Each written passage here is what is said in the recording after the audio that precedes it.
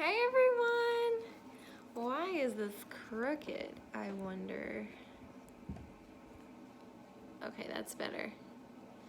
Alright, so I've got a book to read to you today, and I'm excited for this one. So first of all, I'm wondering if you have heard the story of the Three Little Pigs, the original story. If not, look it up sometime. I think I actually might have it in my classroom. I do. So if you go on Canvas, I've got the original story of the Three Little Pigs on there. You can click on it and listen to it. It might be best to watch that first before this one, because then it would make a little more sense. But anyways, this is honestly one of my favorite books because I love the story of the Three Little Pigs. What this one is it says it's the true story of the Three Little Pigs. And so this is the wolf telling the story this time. Also I pulled up a little live video of a pig, because why not? And he's been rolling in the mud. He's so cute. So I'm just gonna keep that on as I'm reading. You probably won't see it. Well, yeah, I'll just keep it on. That's okay.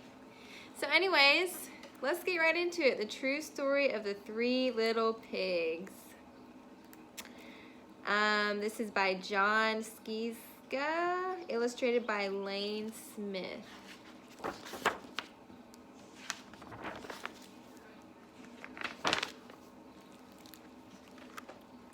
Everybody knows the story of the Three Little Pigs, or at least they think they do. But I'll let you in on a little secret.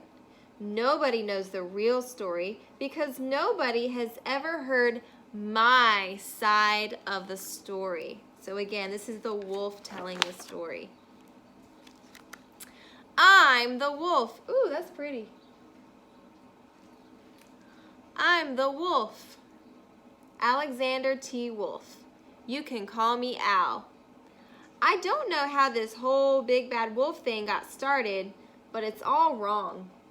Oh, now there's two. Sorry, I'm getting distracted. Maybe it's because of our diet. I'll just come back to it after. Hey, it's not my fault wolves eat cute little animals like bunnies and sheep and pigs. That's just the way we are.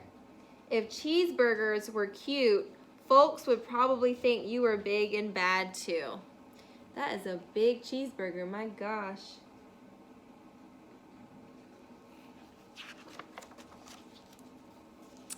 But like I was saying, the whole big bad wolf thing is all wrong. The real story is about a sneeze and a cup of sugar. This is the real story. Way back in Once Upon a Time, I was making a birthday cake for my dear old granny. I had a terrible sneezing cold. I ran out of sugar.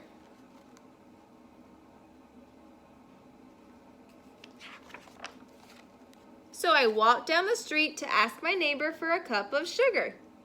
Now, this neighbor was a pig, and he wasn't too bright either. He had built his whole house out of straw. Can you believe it? I mean, who in his right mind would build a house of straw?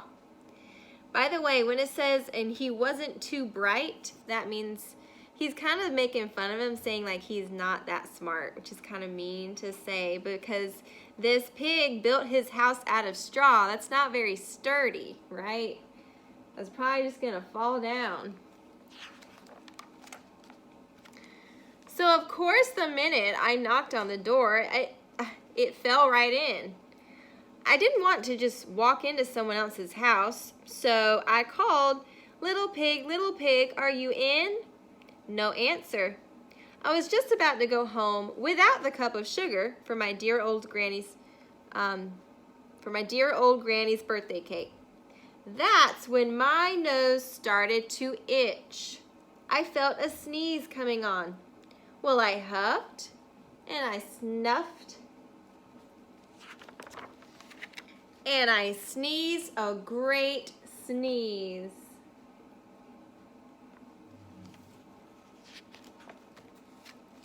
And you know what? That whole darn straw house fell down. Right in the middle of the pile of straw was the first little pig, dead as a doornail. He had been home the whole time. Oh my goodness, that poor little piggy. It seemed like a shame to leave a perfectly good ham dinner lying there in the straw, so I ate it up. Think of it as a big cheeseburger, just lying there. Now, I'm going to pause there. Do you guys believe this wolf? You think he's telling the truth? Do you think he's actually nice, or do you think he's mean? I was feeling a little better, but I still didn't have my cup of sugar. So I went to the next neighbor's house. This neighbor was the first little pig's brother. He was a little smarter, but not much. He had built his house of sticks. Sticks is a little bit stronger than straw, but it's still not very sturdy. I rang the bell on the stick house. Nobody answered. I called, "Mr. Pig, are you in?" He yelled back, "Go away, wolf. You can't come in. I'm shaving the hairs on my chinny chin chin."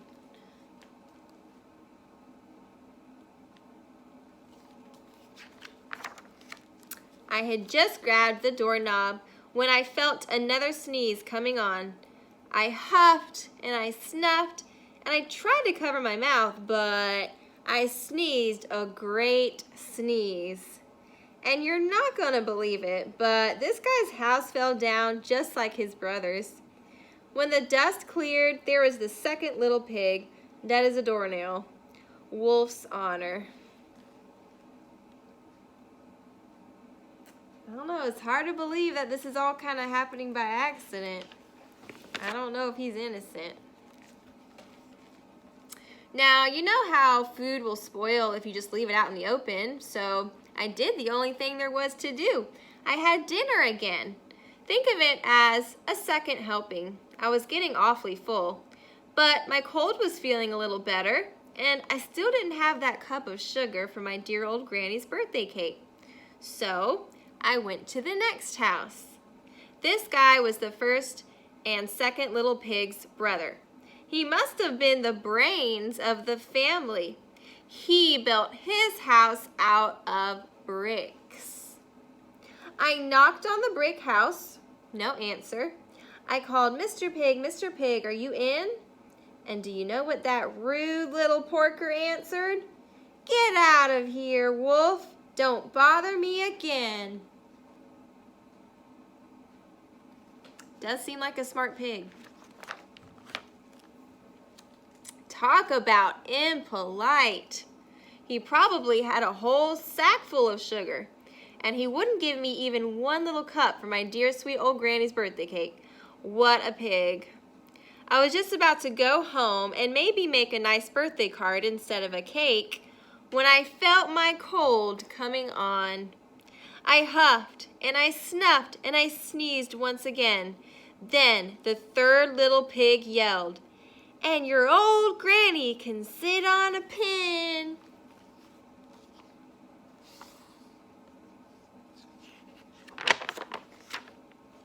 Now, I'm usually a pretty calm fellow, but when somebody talks about my granny like that, I go a little crazy. When the cops drove up, of course I was trying to break down this pig's door, and the whole time I was huffing and puffing and sneezing and making a real scene.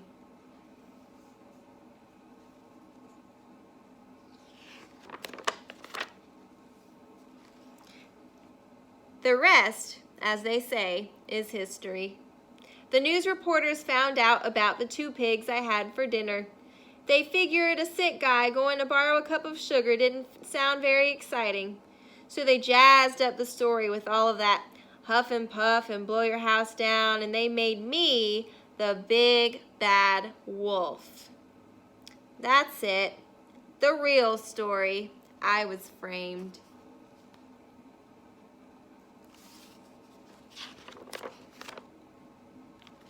but maybe you could loan me a cup of sugar.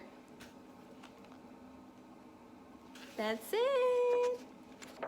All right, so in the original story, he is the bad wolf because he's huffing and puffing and blowing their house down and wanting to eat them, essentially. And he, in this book, is trying to convince us that, well, he's not bad.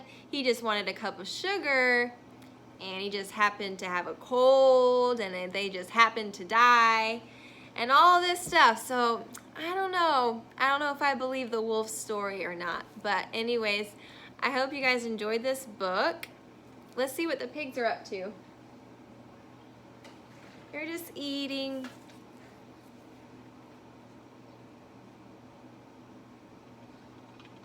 Oh, there's some birds too. Do you guys like pigs? They like to roll in mud, I know that. They can be really cute. So that's it, guys. Thank you for listening if you chose to listen, and I'll see you soon.